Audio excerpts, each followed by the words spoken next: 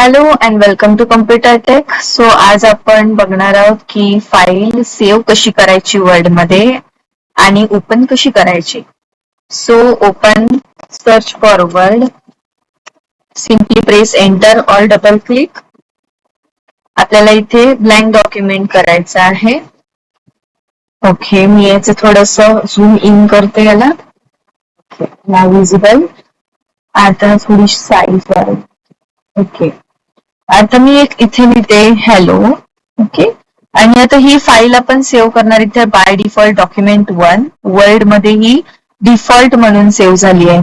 आता मी इथे file option मध्ये जाणार आणि सेव्ह ॲज, आपल्याला सेव्ह ॲज वर क्लिक करायचं आहे. आता आपण इथे रिसेंट मध्ये ऑप्शन्स बघू शकतो. धिस पीसी आहे आपला, त्याच्यावर डबल क्लिक करायचं. त्याच्यावर केल्यानंतर बघा आपण हॅलो बाय डिफॉल्ट इथे हॅलो आलाय फाईल नेम. ओके, आपण हॅलोच ठेवूया आणि आपल्याला सेव्ह ॲज अ टाईप, आपल्याला इथे वर्ड आपलं जे काही डॉक्युमेंट आहे ते कोणत्या फॉर्मॅटमध्ये कोणत्या टाईपमध्ये ते दिसतंय बघा. वर्ड, पीडीएफ केलं तर पीडीएफ मध्ये सेव्ह होईल, वर्ड दाबलं तर वर्ड मध्ये सेव्ह होईल. आता मला हे डेस्कटॉप वरती पाहिजे म्हणून मी डेस्कटॉप वर क्लिक करणार. इथे मला सगळे डेस्कटॉपचे फाईल्स दिसत आहेत. आता मी इथे डेस्कटॉप वर क्लिक केल्यानंतर सिम्पली क्लिक ऑन सेव्ह. आता बघा सेव्ह झाल्यानंतर इथे आपल्याला वरती नाव दिसतंय hello dot save to this PC.